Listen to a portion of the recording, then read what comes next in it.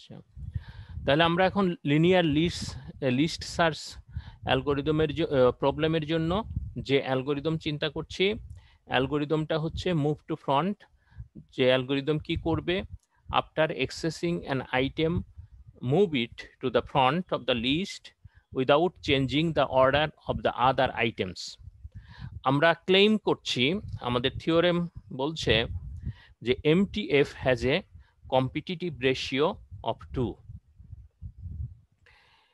এইটা তাহলে আমরা প্রমাণ করব এখন। তা আমরা বেশ কেয়ারফুলি এখানে দেখি আসলে বিষয়টা, যে এখানে আমরা কিন্তু আসলে অপটিমাল অ্যালগোরিদমটা কি হবে এটা আমরা জানি না।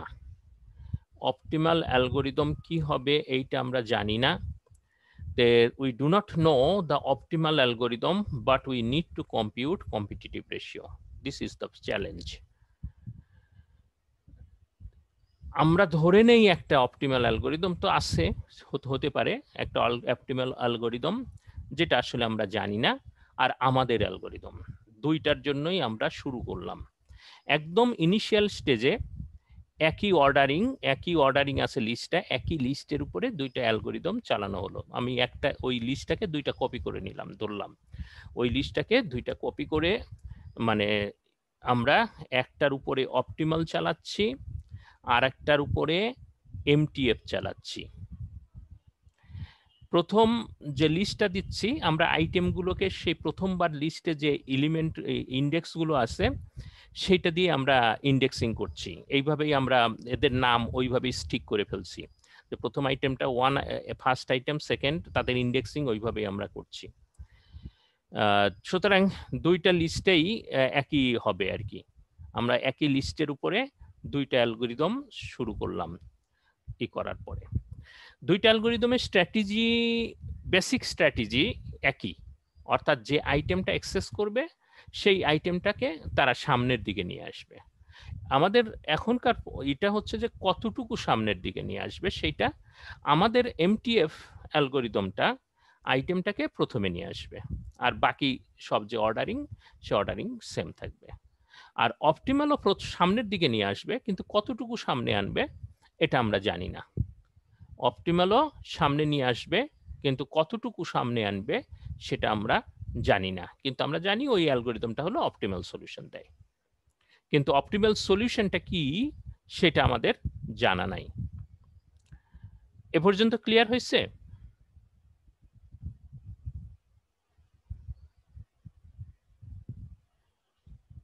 সবাই কি এ পর্যন্ত ফলো করতে পারছো? Yes sir. স্যার অপটিমালটা কি যাকে অ্যাক্সেস করা হচ্ছে তাকেই কেবলমাত্র সামনে আনার ব্যাপারে চিন্তা করবে, কি যে কাউকে সামনে? না না, যাকে অ্যাক্সেস করছে তাকেই সামনে নিয়ে আসবে। তাকেই এখন কতটুকু সামনে আসবে জানি না, এক ঘর সামনে আনতে পারে, 2 ঘর সামনে আনতে পারে, 5 ঘর সামনে আনতে পারে, অথবা একদম প্রথম শুরুতে নিয়ে আসতে পারে। কিভাবে করছে সেটা জানি না, তবে বেসিক স্ট্র্যাটেজি হচ্ছে যেটাকে অ্যাক্সেস করা হচ্ছে, যেটাকে কোয়ারি করা হচ্ছে, যেটাকে অ্যাক্সেস করা হচ্ছে সেটাকে সামনে নিয়ে আসবে, এইটা। আর আমাদের MTF অ্যালগোরিদমটা হলো সবসময় সামনে নিয়ে আসছে, টপে নিয়ে আসছে। কি ক্লিয়ার হয়েছে সবার কাছে? এখন আমরা দেখি, আমরা এইভাবে অ্যালগোরিদমটা চলছে, দুইটা অ্যালগোরিদমই লিস্টের, একই লিস্ট ইনিশিয়ালি দেওয়া ছিল, ওখানে অপটিমাল চলছে আর একটার উপরে MTF চলছে। চিন্তা করো এভাবে চলছে অ্যালগোরিদম দুটো। আমরা কোন একটা স্টেপ যেতে যাচ্ছি, যেতে কোন একটা স্টেপ জের কথা চিন্তা করি। এই সময়ে যে পজিশনটা ছিল যে স্টেপের শুরুতে এবং শেষের অবস্থা আমরা চিন্তা করি, মানে যখন যে স্টেপে ঢুকলো তখন ডেটা দুইটা লিস্টের যে অবস্থা এরকম। ধরো MTF এ I এখানে আছে এবং I এর আগে k সংখ্যক এলিমেন্ট আছে, আর অপটিমালের I এর আগে I সংখ্যক এলিমেন্ট আছে। অপটিমালে I এর আগে I সংখ্যক এলিমেন্ট আছে, এই অবস্থায় স্টেপ জে এক্সিকিউট হবে। অপটিমালে I এর আগে I সংখ্যক এলিমেন্ট আছে, MTF এ I এর আগে k সংখ্যক এলিমেন্ট আছে। এখন একটু ভালো করে সবাই অবজার্ভ করো বিষয়টা। দেখা যাবে দুইটা লিস্টের মধ্যে যদি আমরা কম্পেয়ার করি, তাহলে কিছু আইটেম দেখা যাবে অপটিমালে আই এর আগে আসে, কিন্তু এমটিএফ এর লিস্টে আই এর পরে আসে। কিছু আইটেম আছে অপটিমালে আই এর পরে আসে, এমটিএফ এর লিস্টে আই এর আগে আসে। আর কিছু আইটেম দুইটা লিস্টেই অপটিমালের আগে আই এর আগে আসে, দুইটা লিস্টেই আই এর পরে আসে। তাই না? এই তো সিনারিও। কি এগ্রি করো তো সবাই? হ্যাঁ, এই হচ্ছে সিনারিও। তাহলে আই এর আমরা যদি দেখি যে যে সমস্ত আইটেম এমটিএফ এ আই এর আগে আসে, সেই কিন্তু অপটিমালে আই এর পরে আসে, সেই আইটেমগুলোকে আমরা এক্স আই দিয়ে নির্দেশ করি। সেই সংখ্যাগুলো এগুলোকে আইটেমগুলোকে এক্স আই দিয়ে রিপ্রেজেন্ট করি। আর যে সমস্ত আইটেম এমটিএফ এ আই এর পরে আসে কিন্তু অপটিমালে আই এর আগে আসে, তাদেরকে আমরা ওয়াই আই দিয়ে রিপ্রেজেন্ট করি। আচ্ছা, তাহলে এক্স আই এবং ওয়াই আই এই দুইটা আমাদের কাছে ক্লিয়ার। এখন দেখো যে আই এর দুইটা লিস্টেই আই এর আগে যারা আছে, দুইটা লিস্টেই আই এর পরে আছে, তারা কিন্তু সমানই হবে, একই হবে, তাদের সংখ্যা কিন্তু ইকুয়াল হবে, তাছাড়া কিন্তু হবে না। তো সুতরাং এখানে আমরা ধরে নিচ্ছি যে আই এর আগে যে সমস্ত এলিমেন্টগুলো আছে, যেটা এক্স আই না, এক্স আই হলো আই এর পরে আছে হচ্ছে ওই লিস্টে, সেই সংখ্যাটা হচ্ছে কে মাইনাস এক্স আই।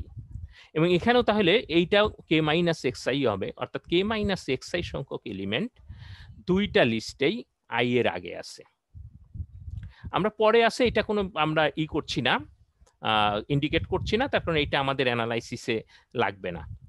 তো সুতরাং আমাদের দুইটা লিস্টেই কে এর আই এর আগে আছে এইরকম এলিমেন্ট সংখ্যা আমরা কে দিয়ে রিপ্রেজেন্ট করছি। আসলে কে আই এর সাথে রিলেট না করে কে এর সাথে রিলেট করছি। সেটা হচ্ছে হলো এখানে কে সংখ্যক ছিল, এখানে এক্স আই সংখ্যক বাদ দিলে তাহলে কে মাইনাস এক্স আই সংখ্যক, এবং এখানেও অপটিমালও একই সংখ্যকই আই এর আগে থাকবে, যারা মানে ওই কনফ্লিক্ট করবে না, মানে একটাই আগে একটাই পরে এরকম থাকবে না। এ পর্যন্ত ক্লিয়ার কিনা সবার কাছে?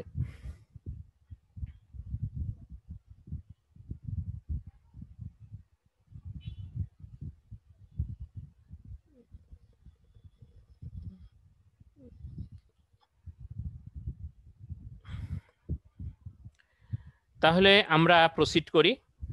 স্যার কে মাইনাস এক্স আইটা ইকুয়াল কেন এটা বুঝলাম। যদি ইকুয়াল না হয় তাহলে কি হবে? তাহলে দেখো ইকুয়াল যদি, তাহলে এই দুইটা যদি সমান না হয় তাহলে তো আসলে তাদের মধ্যে কিছু আইটেম হচ্ছে আগে এটার আগে ওটার পরে এরকম হয়ে যাবে। আচ্ছা স্যার, বুঝেছি। আচ্ছা, তাহলে হচ্ছে আমরা এখন চলে যাই।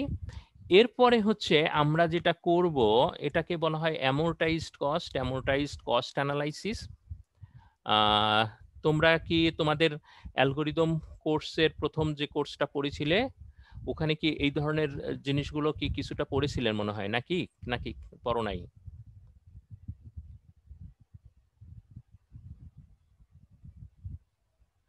এখানে কি তোমরা কি অ্যামোর্টাইজ কস্ট, পটেনশিয়াল ফাংশন এগুলো সম্পর্কে কি আইডিয়া আছে? স্যার অ্যামোর্টাইজড কস্ট কিছু পড়া হয়েছে কিন্তু তেমন ভালোভাবে না স্যার, খুব একটা দেখানো হয় নাই কোর্স দুটাতে। আচ্ছা, অবশ্য ওখানে খুব লিমিটেড স্কোপ আর কি। আচ্ছা, আমরা হচ্ছে হলো মানে অ্যামোর্টাইজড কস্ট খুবই রাফলি বলতে গেলে অ্যাভারেজ এরকম বলা যায়। তে এর মধ্যে আসলে এই অ্যানালাইসিস মানে আসলে হচ্ছে যে আমরা যে কাজগুলো করছি প্রত্যেকটা স্টেপের কাজ আসলে ইকুয়াল না, কখনো কাজ আমরা হয়তো বেশি করতে হচ্ছে, কখনো কম করতে হচ্ছে, কিন্তু একটা সার্টেইন সময়ের মধ্যে যদি আমরা সেটাকে করি আর কি, মানে কম্পিউট করি আর কি, তাহলে দেখা যাবে যে আমরা আমাদের একটা মানে নিয়ার অ্যাবাউট অ্যাভারেজ একটা কস্ট আমরা বের করতে পারবো। তো এটা একটু মানে বেসিক এইভাবে চিন্তা করা যায় আর কি অ্যামোর্টাইজড কস্টের কথা। তবে অ্যামোর্টাইজড কস্ট অ্যানালাইসিসের সময় সবসময় যে জিনিসটা ইউজ করা হয় বেশিরভাগ ক্ষেত্রে সেটা হচ্ছে পটেনশিয়াল ফাংশন। আসলে পটেনশিয়াল ফাংশন জিনিসটা কি? পটেনশিয়াল ফাংশন তোমরা হচ্ছে পটেনশিয়াল এনার্জি, কাইনেটিক এনার্জি, এটা ফিজিক্সে পড়ছো। ফিজিক্সে পড়ছো যে কোনো একটা জিনিসকে আমরা যখন ভূপৃষ্ঠ থেকে অনেক উপরে উঠিয়ে নিয়ে যাই কিংবা উপরে উঠাই, তাহলে তার মধ্যে আসলে কি গেইন করে? সেটা হচ্ছে পটেনশিয়াল ফাংশন, তাই না? তো পটেনশিয়াল ফাংশন ওইটা ছেড়ে দিলে তারপরে শেষে সেটা নিচের দিকে পড়তে থাকে, যেখানে হচ্ছে কাইনেটিক এনার্জি কিংবা কাইনেটিক ইয়েতে করে। তো এইরকম হচ্ছে আমরা এখানে সিস্টেম যেটা চিন্তা করছি, এই সিস্টেমের মধ্যে আমরা যে এই যে পটেনশিয়াল এনার্জি, এরকম একটা জিনিসকে আমরা চিন্তা করতে পারি। আসলে এটা হচ্ছে অ্যামাউন্ট অফ অ্যানার্কি বা amount of disorder, amount of anarchy বা অ্যামাউন্ট অফ ডিসঅর্ডার। আসলে পটেনশিয়াল ফাংশনটা কি, যে পটেনশিয়াল ফাংশন হচ্ছে যখন উপরে নিয়ে যাওয়া হচ্ছে তখন পটেনশিয়াল ফাংশন এর হচ্ছে স্টেবল পজিশন হলো যখন সে একদম গ্রাউন্ডে পড়বে। তার মানে হচ্ছে যখন গ্রাউন্ড থেকে আমি উপরের দিকে নিয়ে আসছি, তার মধ্যে ডিসঅর্ডার গ্রো করছে, ডিসঅর্ডার গ্রো করছে। সুতরাং সেটাই হলো যে যতটুকু ডিসঅর্ডার গ্রো করছে সেইটুকু কিন্তু ফেলে দিলে ওইটুকুই হচ্ছে কাইনেটিক, তার সে ততটুকু কাজ করতে সক্ষম। তে এখানে ঠিক এই রকম একটা অ্যানালজি থেকে এই পটেনশিয়াল ফাংশন এটা ডিফাইন করা হয় অ্যালগোরিদম অ্যানালাইসিসের জন্য। আমরা প্রত্যেকটা স্টেপ ওয়াইজ এই পটেনশিয়াল ফাংশনগুলোকেই করি, তারপরে তাদেরকে সাম আপ করে আমরা সেখান থেকে আসলে অ্যাকচুয়াল যে আমাদের ডিজায়ার্ড যে রেজাল্ট, ডিজায়ার্ড যে সলিউশন, সেটা আমরা বের করার চেষ্টা করি। এটা হচ্ছে মূলত বেসিক প্রিন্সিপাল পটেনশিয়াল ফাংশন ব্যবহারের। আমি কি তোমাদেরকে কিছুটা বোঝাতে পারছি? Yes, sir. এখানে তাহলে ঠিক এইরকম ভাবে যদি আমরা চিন্তা করি, তাহলে কি দাঁড়ায় যে আমরা এখানে হচ্ছে আমাদের ডিসঅর্ডারটা কি? ডিসঅর্ডারটা যেটা হচ্ছে সেটা হলো যে কিছু আইটেম আই এর আগে আছে, এখানে কিছু আইটেম এখানে আগে আছে, এখানে পরে আছে, এখানে আগে আছে। যদি দুইটার ক্ষেত্রেই এই এটা ঠিক হতো যে আই এর আগে এখানেও যেগুলো, আই এর আগে এখানেও সেগুলো, আই এর পরে এখানেও যেগুলো, আই এর পরে এখানেও সেগুলো, তাহলে কিন্তু দুইটা লিস্ট একই হয়ে যেত, তাদের মধ্যে কোনো ডিসঅর্ডার থাকতো না। ঠিক কিনা? কি আমাকে কি ফলো করতে পারছো তোমরা?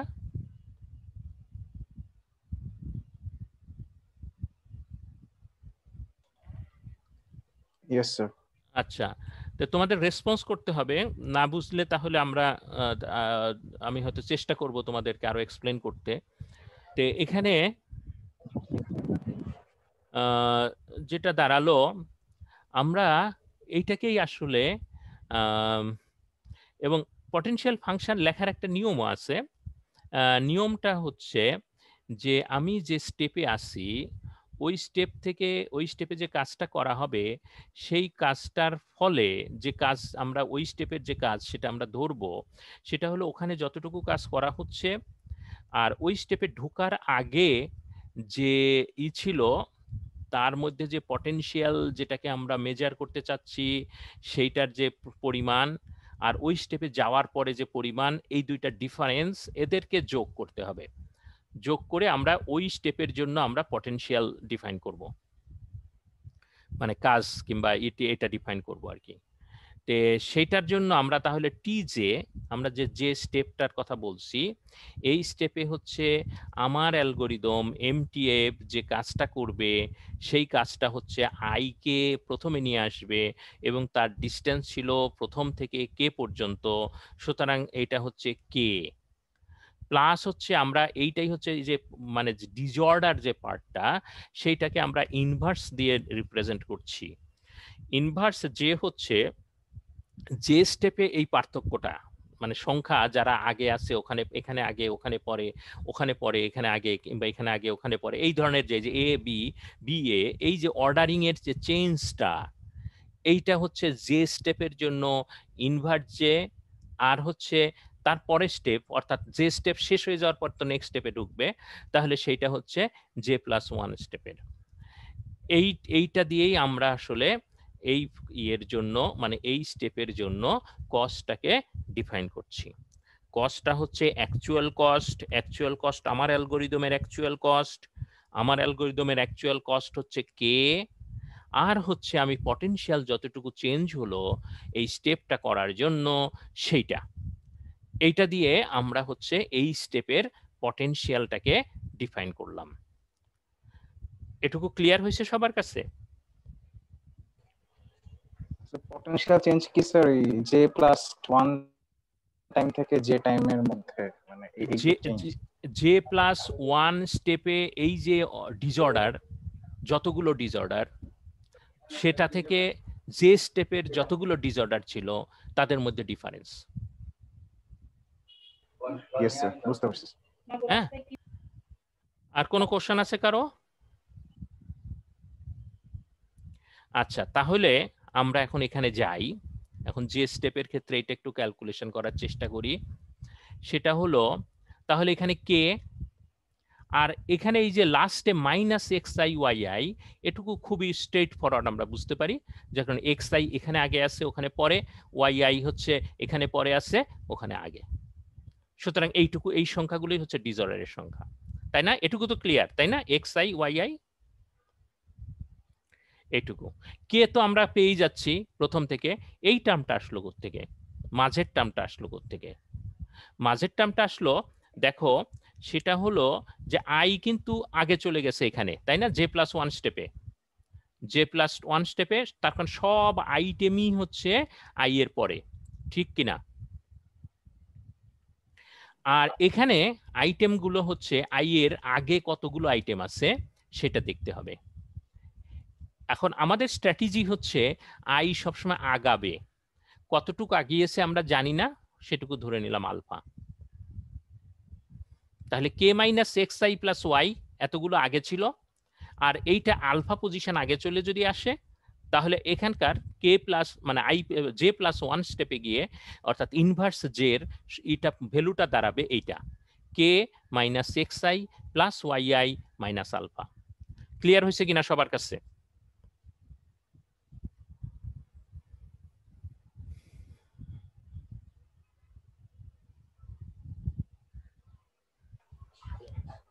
ক্লিয়ার তো সবার কাছে?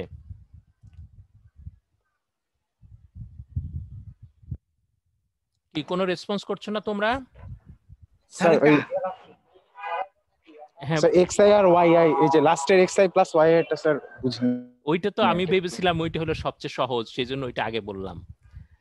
ওইটা হচ্ছে হলো এই স্টেপের যে অ্যানার্কি, এই স্টেপের যে তোমার ডিসঅর্ডার, সেইটার সংখ্যা হলো যে এই যে এমটিএফ এ এক্স আই সংখ্যক আই এর আগে আছে, আর হচ্ছে ওপিটিতে এক্স আই হচ্ছে আই এর পরে আছে, আর হলো এমটিএফ এ ওয়াই আই হচ্ছে আই এর পরে আছে, আর এমটিএফ এ ওপিটিতে হলো ওয়াই আই আগে আছে। সুতরাং এই দুইটা লিস্টের মধ্যে যে এটা আর কি কনফ্লিক্ট, সেই সংখ্যাটা হচ্ছে X I plus Y I, তাই না? Yes sir.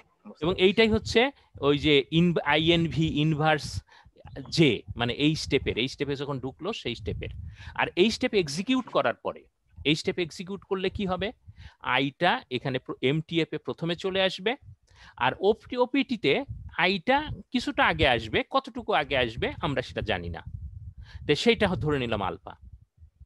তাহলে হচ্ছে তখন ডিফারেন্সটাই দুইটার মধ্যে ডিফারেন্স, মানে যে কনফ্লিক্টিং এলিমেন্টের সংখ্যা কত হবে, ডিসঅর্ডার সংখ্যার এলিমেন্টের সংখ্যা কত হবে, সেটা হলো আই এখানে আসার প্রথমে আসার আগে আনার অর্থ হচ্ছে সব আইটেম হলো আই এর পরে।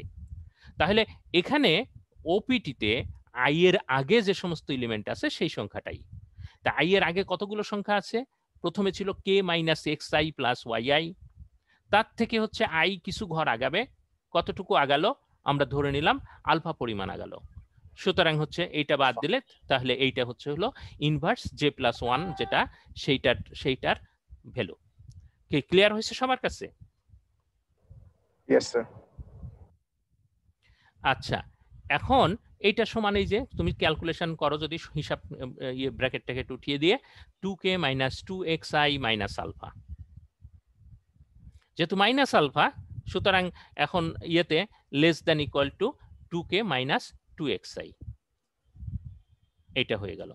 and 2k minus 2xi 2k minus 2xi এই যে সংখ্যাটা দাঁড়াবে, অর্থাৎ 2 যদি আমি কমন নেই, তাহলে k মাইনাস xi, তো k মাইনাস xi-টা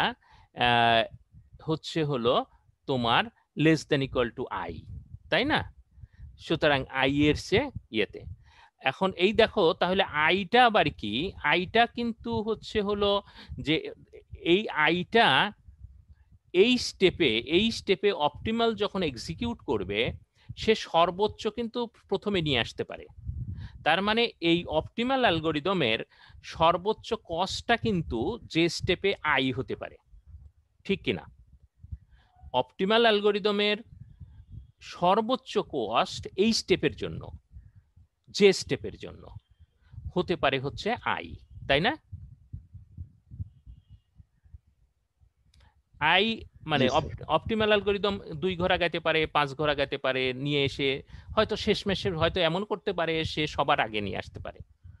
তার মানে এই স্টেপে অপটিমাল অ্যালগরিদমের কস্ট হচ্ছে সর্বোচ্চ আই, ঠিক কিনা? তার মানে এই স্টেপের জন্য টি জে, এখানে আরেকটা লাইন আমি লিখে ফেলতে পারতাম, আচ্ছা, T J is less than equal two 2 into optimal, ঠিক কিনা? এ পর্যন্ত বুঝতে পারছো সবাই?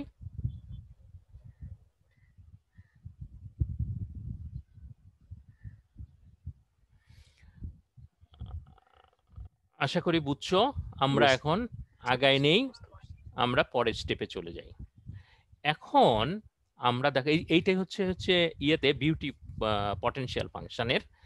আমরা যদি এরকম পটেনশিয়াল ফাংশন লিখতে পারি তাহলে প্রত্যেকটা স্টেপের জন্য আমরা পটেনশিয়াল ফাংশন লিখব, লিখে তাদের সাম করব। সাম করলে সেখান থেকে আমরা আসলে আমাদের ডিজায়ার্ড যেটা বের করতে চাচ্ছি, অর্থাৎ আমাদের আসলে ডিজায়ার্ড কিন্তু এই স্টেপের কাজ k1 k2 km, এইটার যোগফল কিন্তু আমাদের আসলে টোটাল টাস্ক, টোটাল কাস্ট, অর্থাৎ প্রত্যেকটা আমার অ্যালগরিদম প্রত্যেকটা স্টেপে যে কাজ করছে, প্রথম স্টেপে k1 কাজ করবে, দ্বিতীয় স্টেপে k2 কাজ করবে, তো এই জিনিসগুলোর যোগফল কিন্তু আমরা পেয়ে যাব, এবং সেটা এই ধরনের একটা কিছু ফাংশন ইটি দিয়ে যেগুলো হয়তো আমরা এখন কম্পিটিশনে নিয়ে আসতে পারি। এটাই হচ্ছে পটেনশিয়াল ফাংশন ইউজ করে মানে সলিউশনের একটা ওয়ে, বা এটাই বিউটি আমি বলবো। তার কারণ এখন যদি আমি তাহলে দেখি, আমি যদি ওই জে স্টেপের জন্য আমি 1 স্টেপের জন্য যদি ধরি, তাহলে t1 হচ্ছে k1 হচ্ছে 1 নাম্বার স্টেপের, পরের স্টেপ হচ্ছে 2 নাম্বার স্টেপ, সুতরাং ইনভার্স 2 মাইনাস ইনভার্স 1। t2 যদি ধরি k2 plus inverse 3 minus inverse 2। এইভাবে আমার m সংখ্যক স্টেপ আমরা করেছি, এটা এক্সিকিউট করেছি, m সংখ্যক স্টেপ আমরা করেছি। সুতরাং tm equal to km plus inverse m plus 1 minus inverse m। এখন দেখো তাহলে এগুলো সবগুলোকে যদি আমরা যোগ করি তাহলে হচ্ছে t1 plus t2 plus tm equal to k1 plus km plus, এখানে দেখো এই যে ইনভার্স 2 পরের স্টেপের ইনভার্স 2 কেটে যাচ্ছে, তাই না? তারপরে ইনভার্স 3 পরের স্টেপের ইনভার্স 3 এর সাথে কেটে যাবে, এর সবগুলো যোগ করলে আমার সাথে থাকবে inverse m plus 1 minus inverse 1। এটুকু ক্লিয়ার হয়েছে মনে হয় সবার কাছে? আচ্ছা, এটা যদি হয় তাহলে হচ্ছে আমরা এখন যদি দেখি সেটা হলো t1 plus t2 plus tm সমান এইটা পাচ্ছি। আর প্রথম স্টেপ আমরা যখন ধরেছিলাম ওই সময়ে কিন্তু আমরা বলেছিলাম যে একই লিস্টের উপরে আমরা অপটিমালও চালাচ্ছি, আমরা এমটিএফও চালাচ্ছি, তাহলে ওই সময় কিন্তু ডিসঅর্ডার ছিল 0, তাই না? ওই সময় কিন্তু দুইটাতেই অর্ডারিং একই ছিল, দুইটা লিস্টেই অর্ডারিং একই ছিল, তার মধ্যে কোনো ডিসঅর্ডার ছিল না। সুতরাং ইনভার্স 1 ইকুয়াল টু 0, ঠিক তো? তাহলে ওটা যদি 0 বসিয়ে দেই তাহলে হচ্ছে আমাদের, এবং এখানে পক্ষান্তর করে আমরা পাই k1 plus k2 plus k dot dot km, যেটা আসলে আমরা বের করতে চাচ্ছি সেইটাই হচ্ছে t1 plus t2 plus tm minus inverse m+1। তে এই m+1 যেটা হচ্ছে, এই সংখ্যাগুলো কখনো কিন্তু নেগেটিভ হবে না, এই সংখ্যাটা হবে পজিটিভ সব সময়। তে এইটা হচ্ছে হলো আমরা এখানে নিয়ে আসি যদি, তাহলে হচ্ছে দিস টার্ম ইজ, যেহেতু এখানে নেগেটিভ আছে, এটাকে যদি বাদ দেই এটা বড় হবে, তাহলে t1 plus t2 plus tm। এখানে t1 কিন্তু হচ্ছে 2 ইন্টু এই স্টেপের অপটিমাল অ্যালগোরিদমের কস্ট, 2 ইন্টু এই স্টেপের অপটিমাল অ্যালগোরিদমের কস্ট। এইভাবে ওই যে আমরা কোথা থেকে, এই যে এখান থেকে পেয়ে যাচ্ছি, যে এখান থেকে আমরা ওইটা পেয়ে গেলাম। তার মানে হচ্ছে হলো এখন হচ্ছে আমরা লিখতে পারি is less than equal two 2 into optimal. এই কস্টটা কিসের কস্ট? এই কস্টটা হচ্ছে আমার অ্যালগোরিদমের কস্ট। আমার অ্যালগোরিদম প্রত্যেক এই যে দেখানো হচ্ছে কে পর্যন্ত এখানে আগাচ্ছে, এখানে কে পর্যন্ত আগাচ্ছে। সুতরাং এই কস্টটা হচ্ছে আমার অ্যালগোরিদমের অর্থাৎ এমটিএফ এর কস্ট। তাহলে cost of MTF divided by optimal, MTF বা এখানে এমটিএফ ডিভাইডেড বাই অপটিমাল এটা লিখতে হতো, এটা less than equal two 2, less than equal two 2। তো এইটাই হচ্ছে আমাদের আজকের যে প্রুফ আমরা দেখালাম এখানে, সেটা হচ্ছে যে MTF has a competitive ratio of 2।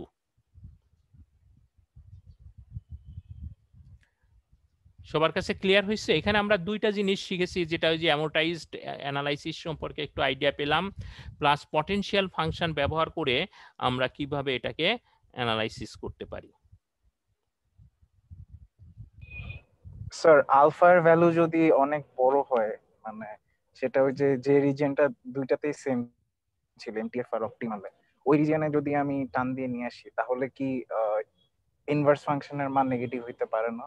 কোনটা স্যার এই যে কে মাইনাস এক্স তো দুইটাতেই প্রিজার্ভ করা, কিন্তু আমি আই এলিমেন্টটা যখন ইয়ে করতেছি, সরাচ্ছি, তখন যদি ওই কে মাইনাস এক্স আই রিজিয়নে নিয়ে যাই, তো সেটাতে কি মানে মানে ডিসঅর্ডার ফাংশনের ভ্যালু নেগেটিভ হতে পারে না? এখানে যেটা হচ্ছে ধরো আই আমরা সর্বোচ্চ এখানে নিয়ে যেতে পারি টপে, আর এটা তো নিয়ে আসতেছি আমি হচ্ছে সর্বোচ্চ হচ্ছে কে এর টপে নিয়ে আসতেছি। তাহলে এই দুইটা ফাংশনের যে ভ্যালু সেটা হচ্ছে হলো তোমার তো ইয়েতে যে এলিমেন্টের সংখ্যা যেটা আর কি তোমার সেটা তো তোমার ইয়েতে থাকবে, পজিটিভই তো থাকবে। ইয়েস স্যার, আমি বুঝতে পারছি। পরে পজিটিভ। তবে এখানে এই ফাংশনটাকে সবসময় পজিটিভ ধরা হচ্ছে। আমার এখানে হয়তো লেখার ই হতে পারে, আমরা এটাকে অ্যাবসলিউট ভ্যালু নিতে পারি, অসুবিধা নেই। পটেনশিয়াল ফাংশনের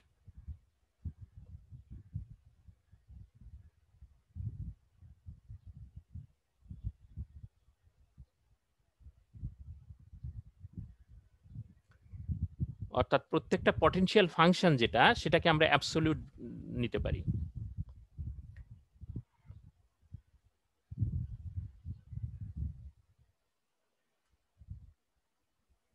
তার কারণ এনার্জি যেটা সেটা নেগেটিভ হবে না। আমি ডিসঅর্ডার লিখছি, এখন ডিসঅর্ডার কোনটা আগে কোনটা পরে এটাই করাচ্ছে, আমি টোটাল ডিসঅর্ডারটা চিন্তা করছি যে কতগুলো সংখ্যা যেটা আসলে নেগেটিভ না। কি তুমি কি বুঝতে পারছো?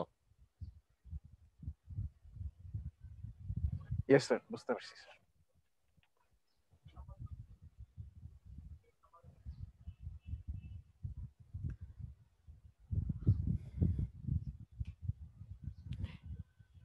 এরপরে আমাদের কি সময় মনে চলে গেছে না? কত বাজে এখন? ইয়েস স্যার, 43 বাজে। ও আচ্ছা, অলরেডি হয়ে গেছে 43। আচ্ছা, এরপরে আমরা আসলে আগামী ক্লাসে আরো ইন্টারেস্টিং আসলে অনলাইন অ্যালগোরিদমের এগুলো খুব মানে প্রুফ টেকনিক গুলো খুব মজার। আমরা আগামী দিনে আমরা দেখব যে এই যে লিনিয়ার লিস্ট সার্চ প্রবলেম, এই প্রবলেমের জন্য কেউ কোনোদিনও কোনো অ্যালগোরিদমই ডেভেলপ করতে পারবে না যেটা এর চেয়ে ভালো হবে। অর্থাৎ অন্য কোনো স্ট্র্যাটেজি এর চেয়ে ভালো হবে না, এটা আমরা প্রমাণ করব আগামী ক্লাসে। আমরা অ্যাটেন্ডেন্স দেই।